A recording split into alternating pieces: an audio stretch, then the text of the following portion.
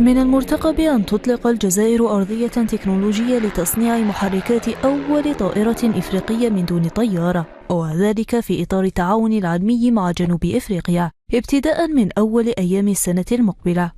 ومن المنتظر أن تكون الطائرة ذات الاستخدام التكتيكي المبتكر، حيث ستفوق سرعتها سرعة الضوء، قبل أن تشرع الجزائر في تصميم فئات أخرى من الطائرات.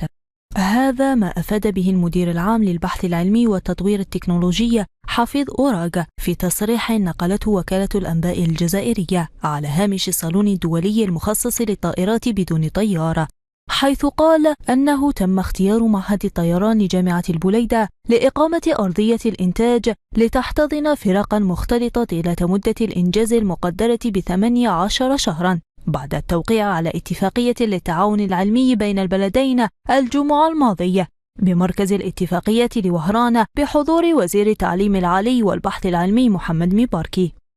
هذا وسيتم من خلال الشراكة بين جامعة البليدة ومجلس البحث العلمي والصناعي لجنوب إفريقيا تجميع المهارات والكفاءات الجزائرية والجنوب إفريقية لإنجاز المشروع. ولتعزيز التكوين في مجال الطيران، وقعت الجزائر اتفاقية مع الوكالة الألمانية للطيران والفضاء تخص مجالات التكنولوجيا